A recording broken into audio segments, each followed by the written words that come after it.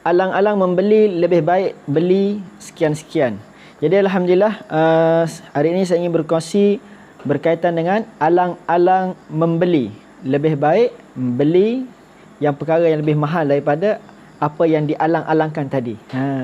Jadi alhamdulillah saya Muhammad Amirullah bin Muhammad Zuki merupakan artis dealer public gold di bawah bimbingan Tuan Muhammad Zulkifli Syafi'i, pengarang buku Wang Emas Bertahan Ketika Gawat dan juga buku Misi Bebas Hutang. Jadi alhamdulillah sesiapa yang nak pandai berkaitan dengan emas dan juga pengurusan keuangan, sila beli dan rujuk kedua-dua buku yang ditulis oleh mentor saya, Tuan Muhammad Zulkifli Syafi'i. Jadi alhamdulillah tuan-tuan yang dimuliakan oleh Allah SWT, yang mana lihat live saya pada malam ini, antara penyakit ataupun masalah oleh kebanyakan orang, masalah keuangan yang dihadapi oleh kebanyakan orang ialah alang-alang membeli. Alang-alang beli, lebih baik dia akan beli sekian-sekian. Jadi ini poster daripada Cikgu Syawal Ibn Amiran. Dia beritahu apa? Contoh sebagai contoh, alang-alang beli kereta Azia, lebih baik beli Honda Jazz. Seterusnya, alang-alang beli flat, lebih baik beli apartmen. Alang-alang beli apartmen, lebih baik beli kondominium. Alang-alang beli handphone, lebih baik beli iPhone. Jadi ini adalah alang-alang yang tak baik. Alang-alang yang tak baik. Sebab apa? Kita telah menggunakan duit kita. Maksudnya kita menggunakan duit kita untuk beli perkara yang di luar kemampuan kita. Ataupun di luar pengurusan keuangan kita. Maksudnya kita beli itu bukan keperluan kita. Kita beli hanya memenuhi kehendak kita.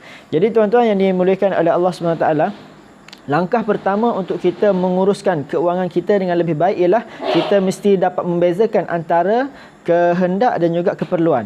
Kehendak dan juga keperluan.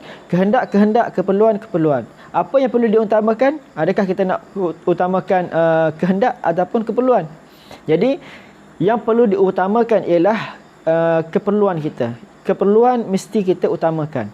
Contoh sebagai seorang contoh kita ni bekerja jauh. Jadi apabila seorang tu bekerja jauh dan dia nak bergerak daripada satu tempat ke suatu tempat, dia memerlukan kenderaan. Yang diperlukan ialah hanyalah kenderaan. Yang diperlukan adalah kenderaan. Tak kisahlah kenderaan macam mana. Sebab apa? Tujuan kita beli kenderaan adalah untuk bergerak daripada satu tempat kepada satu tempat yang lain. Untuk bergerak daripada satu tempat ke tempat yang lain. Contoh daripada rumah untuk pergi ke pejabat. Daripada pejabat balik ke rumah, ataupun daripada rumah untuk pergi ke sekolah sebagai seorang cikgu, dan daripada sekolah untuk balik ke rumah. Daripada rumah nak pergi beli barang, perlu ada kenderaan. Maka dia perlu ada satu kenderaan yang boleh membawa dia daripada rumah dia ke pasar ke rumah dia. Jadi sebenarnya keperluan kita, keperluan adalah kenderaan. Tak kisahlah kenderaan yang macam mana. Bagi seorang yang masih bujang lagi, cukup sekadar dia ada motor sahaja. Tak perlu alang-alang beli motor biasa-biasa ni. Baik beli motor yang superbike, RM30,000, RM20,000, RM50,000, membazir je. Sebab apa? Yang kita perlu adalah kenderaan. Begitu juga untuk orang beli kereta. Orang beli kereta cukup sekadar beli Azia. Sebab apa? Kita contoh orang yang baru mula bekerja, dia hanya memerlukan kenderaan untuk bergerak daripada satu tempat ke satu tempat sahaja, dan mungkin masih bujang lagi, tak perlu lagi untuk beli kereta yang besar-besar. Cukup sekadar Azia saja untuk bergerak daripada satu tempat kepada satu tempat. Tak perlu untuk kita beli kereta yang beratus ribu. Cukup beli Azia RM32,000, RM40,000, RM45,000. Kalau kita beli jenis Honda Jazz, berapa puluh ribu, hampir RM100,000. Hampir RM100,000. Bayaran bulanan pun hampir RM1,000 sebulan. Jadi sangat-sangat membazir, sangat-sangat rugi. Sebab apa? Duit untuk kita beli kereta tu kita boleh beli kita boleh simpan untuk kegunaan benda-benda yang lain. Begitu juga alang-alang beli flat, lebih baik beli apartmen. Sebenarnya keperluan manusia adalah tempat tinggal. Keperluan manusia adalah tempat tinggal, tempat untuk dia berteduh, berehat, ataupun untuk melindungi diri dia, ataupun dia apabila dah berkahwin, dia perlu ada sediakan tempat kediaman untuk isteri dia, untuk anak dia. Jadi awal-awal ni bagi orang yang baru nak memulakan kehidupan, tak kisahlah beli flat ke beli apartmen ke.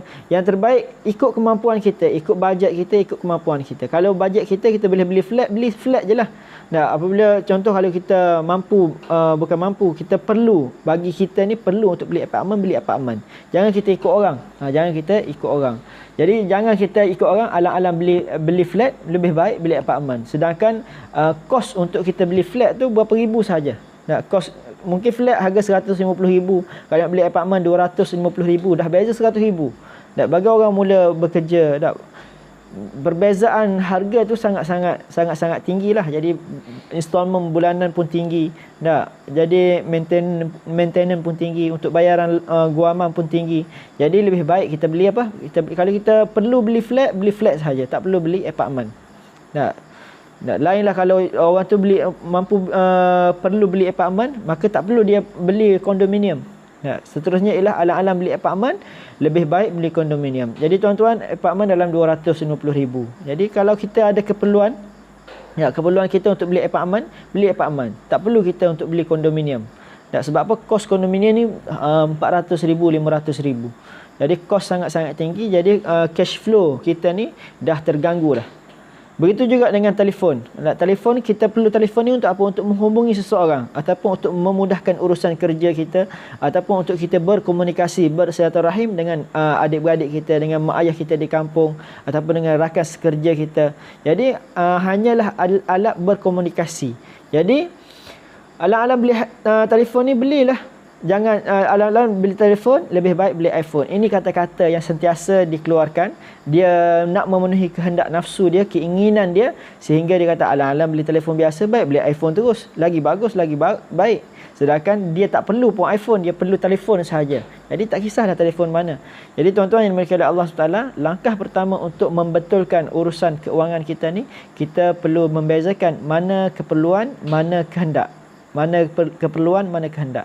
Jadi tujuan kita dapat alat-alat tadi, dapatkan kenderaan, dapatkan kereta, dapatkan iPhone, hanya untuk memenuhi keperluan kita. Jadi apabila kereta biasa pun boleh memenuhi keperluan kita, dah cukup. Kalau rumah flat pun boleh memenuhi keperluan kita, dah cukup. Kalau telefon biasa pun boleh memenuhi keperluan kita, dah cukup. Tak perlu kita melebihi. Sebab tu tuan-tuan yang dimuliakan, dalam agama ni, kalau dalam agama dia bagi satu istilah apa? Untuk melahirkan diri kita ni rasa syukur dan sabar, maka kita perlu apa? Kita perlu melihat orang dari segi dunia ni, perlu lihat orang lebih bawah daripada kita. Orang lebih bawah daripada kita. Orang yang dah ada kereta yang mahal-mahal. Contohlah kereta Arus. Dia perlu rasa dia rasa bersyukur. Mujurlah aku dah ada kereta Arus, orang lain baru ada kereta Viva. Orang yang dah ada kereta Viva, dia perlu rasa bersyukur. Aku pun mujur ada kereta Viva, orang lain ada motor je. Dan orang yang dah ada motor perlu tengok orang lebih bawah daripada dia. Mujurlah aku ada motor, orang lain ada basikal je. Orang yang ada basikal, dia perlu tengok orang lebih bawah dia. Mujur aku ada basikal, orang tu basikal pun tak ada. Sebab apa? Dia pergi mana-mana guna jalan kaki saja. Orang yang dah jalan kaki, dia pun perlu bersyukur. Sebab apa? Ada orang yang tak ada kaki pun duduk atas kursi roda je. Dan orang duduk atas kursi roda pun perlu bersyukur. Sebab apa? Ada orang tak boleh pun duduk atas kursi roda. Sebab apa? Dah kena stroke, duduk atas katil sahaja. Jadi untuk perkara dunia, kita tengok orang lebih bawah daripada kita, barulah kita ni akan membeli perkara-perkara yang keperluan saja, dan kita tidak akan memenuhi kehendak-kehendak kita, kehendak, keinginan nafsu kita. Sebab itulah tuan-tuan, ramai sangat anak muda ni dah kena penyakit apa? Penyakit berhutang. Selalu sangat berhutang. Kawan saya sendiri, bukan ni kawan saya, kawan sekeliling saya, baru bekerja bulan 11. Baru bekerja bulan 11, bulan 12, bulan 1, bulan 2. Bulan 2 tu terus pergi bank buat loan, buat personal loan.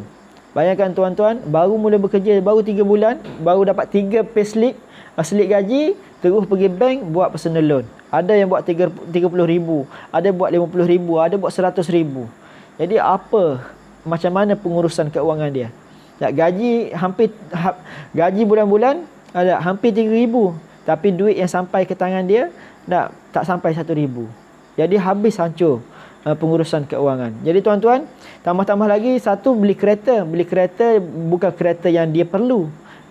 Dia beli kereta yang dia mahu.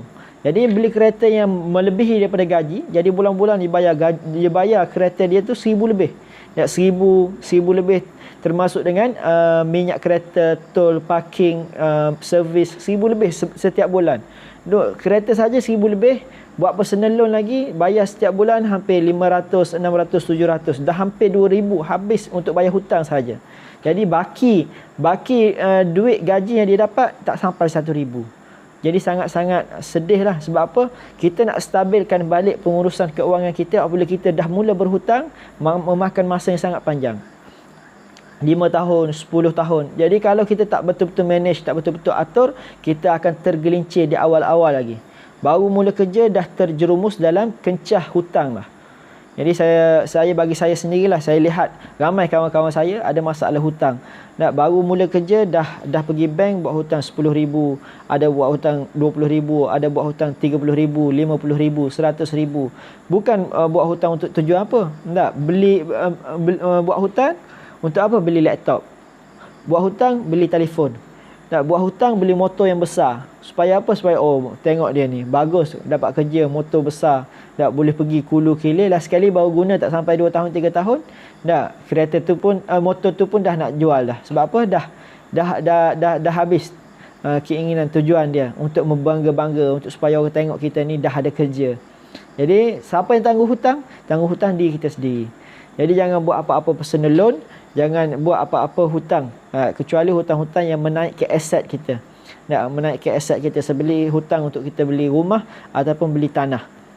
Kalau kereta pun seminimum mungkin. Sebab tu mentor-mentor keuangan bagi tahu apa, kalau kita nak beli kereta jangan melebihi 15% gaji. Maksudnya kalau kita gaji kita Allahumma salli ala Muhammad, kalau gaji kita 3,000, maka kereta jangan melebihi bayaran bulanan tidak melebihi RM450. Sebab apa? Kalau lebih, maka dia akan mengganggu untuk urusan keuangan kita yang lain. Jadi ni alang-alang membeli, lebih baik beli sekian-sekian. Jadi saya nak bagi tahu apa, alang-alang tuan-tuan menyimpan. Jadi alhamdulillah, setiap orang ni mesti dia ada simpanan dia tersendiri. Tak kisahlah dalam ASB ataupun tabung haji. Jadi bukan saya nasihatkan Tuan Azizi Ali. Tuan Azizi Ali ni penulis buku Wang Emas, penulis buku Jutawan dari planet Jupiter. Dia menyarankan apabila kita alang-alang kita menyimpan, lebih baik kita simpan di dalam bentuk emas. Alang-alang menyimpan, lebih baik simpan dalam bentuk emas. Tuan-tuan, kalau kita nak buat simpanan, tak bagus untuk kita simpan di dalam bentuk duit. Tak bagus untuk kita simpan di dalam bentuk duit. Sebab apa? Duit ni setiap tahun dia akan ada inflasi. Maksudnya nilai kuasa beli dia semakin menurun setiap tahun. Kalau kita simpan emas, harga dia setiap tahun ni akan sentiasa naik insya-Allah, dan kuasa beli emas ni kekal sepanjang beribu-ribu tahun. Jadi tuan-tuan, 1 dinar zaman Rasulullah boleh beli 1 ekor kambing, 1 dinar sekarang pun boleh beli 1 ekor kambing. Maksudnya kuasa beli emas ni berkekalan. Jadi tuan-tuan, alang-alang tuan-tuan menyimpan, lebih baik simpan di dalam bentuk emas. Kalau tuan-tuan nak simpan dalam bentuk cash, kalau anda nak simpan dalam bentuk cash, anda simpanlah hanya untuk kegunaan kecemasan sahaja. Berapa banyak? Cukup sekadar 3 bulan gaji, 6 bulan gaji sahaja. Selebihnya tukar ke dalam bentuk emas. Jadi sekadar itu sahaja perkongsian saya pada malam ini. Terima kasih kepada yang like, share, komen live saya, pada malam ini. Moga Allah Taala murahkan rezeki tuan-tuan dan permudahkan segala urusan tuan-tuan. Jadi tuan-tuan yang masih yang dah memulakan simpanan, saya sarankan untuk tuan-tuan sentiasa tambah ilmu, sentiasa baca berkaitan dengan emas, sentiasa follow mentor-mentor keuangan, follow leader-leader ataupun dealer-dealer tuan-tuan, supaya apa? Supaya tuan-tuan dapat konsisten dalam membuat simpanan. Dan Allahumma salli, tambah ilmu. Dan yang kedua ialah tuan-tuan perlu letakkan target. Mesti ada target. Apa tujuan menyimpan? Sesiapa yang menyimpan tanpa letak target, dia akan menyimpan ikut-ikut orang. Orang simpan, dia simpan. Orang simpan 1 gram, dia simpan 1 gram. Kita tak nak macam tu. Apabila kita ada ilmu dan kita ada matlamat, insya-Allah kita akan konsisten menyimpan setiap bulan, insya-Allah. Dan tu bagi orang yang dah memulakan simpanan. Dan orang yang belum memulakan simpanan, saya sarankan tuan-tuan mula menyimpan emas. Tuan-tuan boleh kontak mana-mana dealer public gold. Boleh kontak mana-mana dealer public gold, dan saya sarankan kontak dealer di bawah bimbingan Tuan Muhammad Zulkifli Syafi'i. Dan tuan-tuan juga boleh menghubungi saya untuk memulakan simpanan emas. Saya akan bantu tuan-tuan menyimpan emas bermula daripada 1 gram sehingga tuan-tuan capai 1 kilogram emas, insya-Allah. Jadi mulakan sekarang, daripada insya-Allah kita mula sikit-sikit. Sebab apa? Langkah ni, perjalanan 1000 langkah bermula dengan langkah yang pertama. Perjalanan 1000 km, 1000 batu bermula dengan langkah pertama. Begitu juga simpanan nak jadikan 1 kilo, 1 kilogram emas bermula dengan 1 gram yang pertama. InsyaAllah tuan-tuan boleh klik sahaja link WhatsApp saya di atas. InsyaAllah saya akan bantu tuan-tuan untuk memulakan simpanan emas dengan segera. InsyaAllah.